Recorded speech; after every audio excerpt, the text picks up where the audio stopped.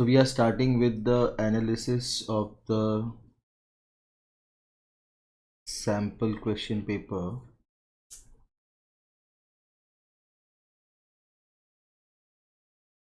for 10th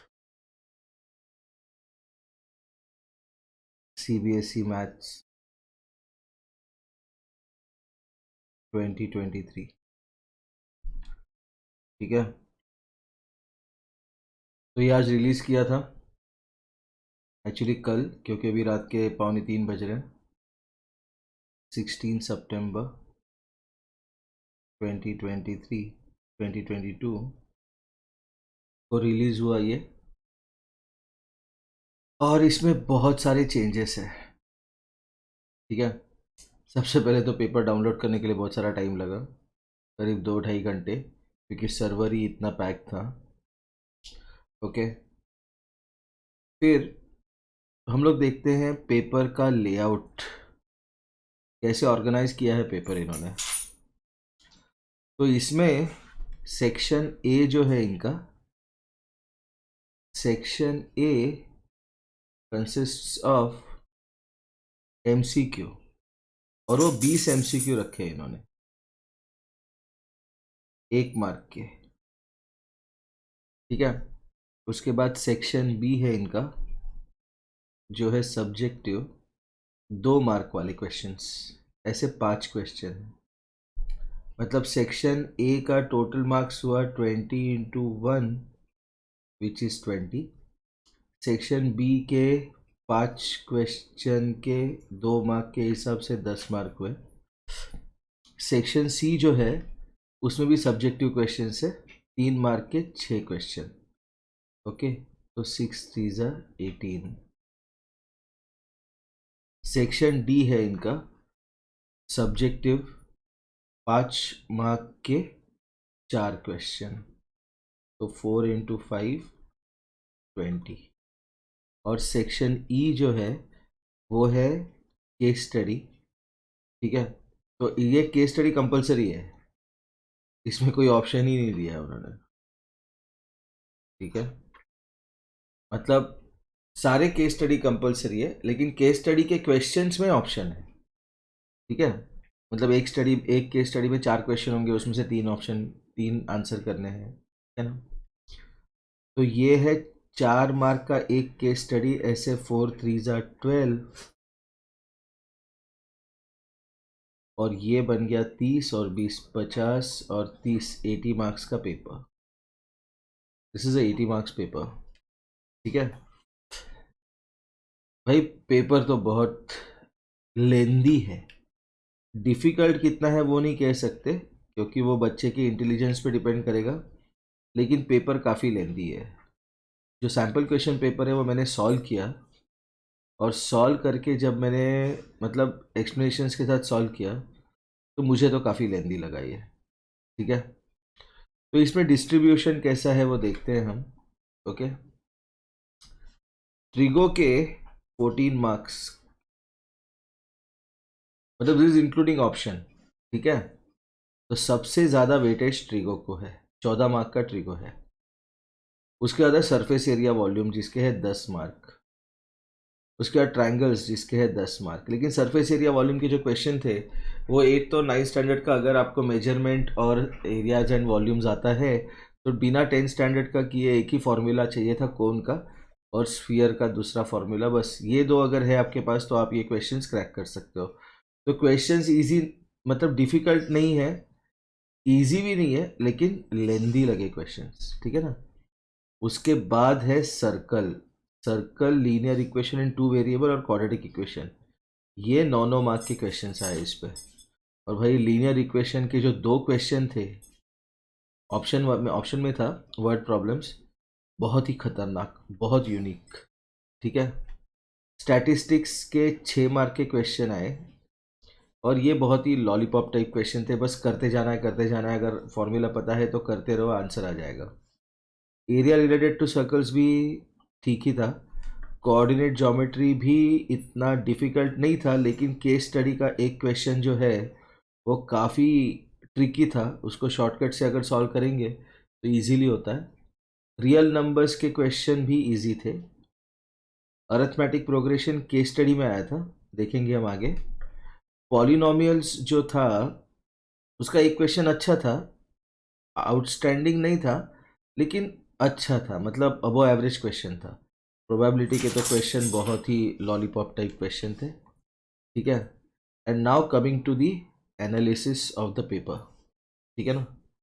paper का question and section wise analysis, ठीक है। तो हमने क्या देखा, सेक्शन ए था एमसीक्यू, बी सब्जेक्टिव 2 मार्क वाले, सी सब्जेक्टिव 3 मार्क वाले, डी सब्जेक्टिव 5 मार्क वाले, मतलब डी सबसे टफ वाले, लेकिन टफ नहीं थे वो, लेंदी वाले क्वेश्चन थे।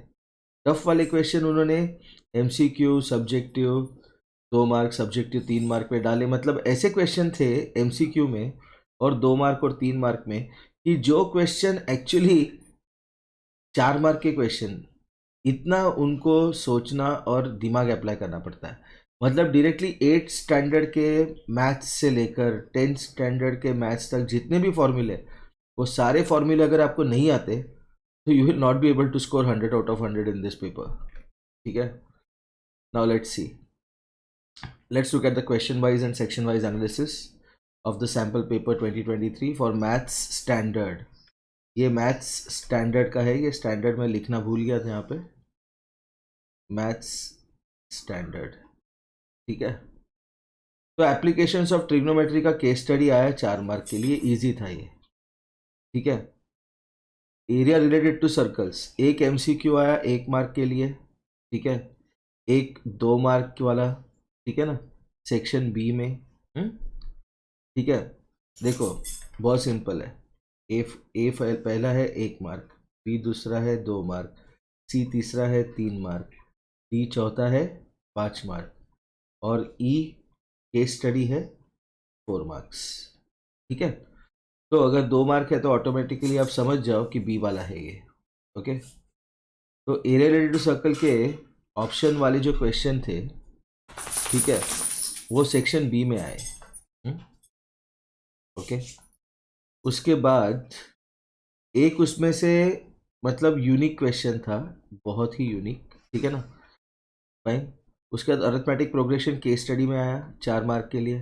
सर्कल्स का एक एमसीक्यू आया, सर्कल्स का 2 मार्क मतलब बी सेक्शन में। सर्कल्स का 3 मार्क आया, डायरेक्टली एनसीईआरटी के बुक से उठाया, 3 मार्क एनसीईआरटी बुक से, ठीक है ना। कोऑर्डिनेट ज्योमेट्री का 1 मार्क का एमसीक्यू, 4 मार्क का केस स्टडी, ठीक है।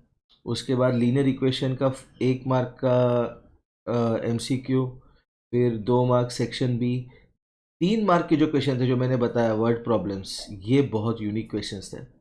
पॉलिनोमियल्स का 1 मार्क एमसीक्यू, पॉलिनोमियल्स का 3 मार्क, ये अच्छा क्वेश्चन था 3 मार्क वाला। प्रोबेबिलिटी का 1 मार्क का क्वेश्चन था। 3 मार्क का जो क्वेश्चन था वो बहुत ही सीली क्वेश्चन था, ठीक है ना, मतलब वो एकदम जैकपॉट टाइप क्वेश्चन था। कोऑर्डिनेट इक्वेशन का 1 मार्क। जो कोऑर्डिनेट इक्वेशन के 4 और 4 मार्क के क्वेश्चन थे वो यूनिक क्वेश्चंस, बहुत अच्छे क्वेश्चन, ठीक है ना। स्विमिंग पूल में पानी भरने वाला क्वेश्चन है और वो क्वेश्चन यूजुअल क्वेश्चन से अलग है, थोड़ा उन्होंने ट्विस्ट डाला है क्वेश्चन में, ठीक है ना। रियल नंबर्स के क्वेश्चन बहुत इजी है, 1 मार्क। रियल नंबर्स का एजर्शन रीजन का क्वेश्चन है, ठीक है। एजर्शन रीजन के क्वेश्चन है, 2 एजर्शन रीजन है एमसीक्यू में, ओके। तो ये बता रहा है कि एजर्शन रीजन के क्वेश्चंस भी मैं डाल सकता हूँ पेपर में। रियल नंबर्स का सब्जेक्टिव है, ठीक है, बहुत इजी था वो। प्रूव इट इज़ इरेशनल वाला, वो बहुत इजी था, पता है अपने को कैसे करना है। स्टैटिस्टिक्स का 1 मार्क एमसीक्यू, स्टैटिस्टिक्स का 1 मार्क एमसीक्यू, 4 मार्क का जो क्वेश्चन था बहुत ही लेंदी क्वेश्चन है वो। सरफेस एरिया वॉल्यूम का 1 क्वेश्चन है, हाइब्रिड क्वेश्चन है। हाइब्रिड मतलब क्यों, क्योंकि उसमें कोऑर्डिनेट ज्योमेट्री भी यूज़ होता है, देखेंगे हम।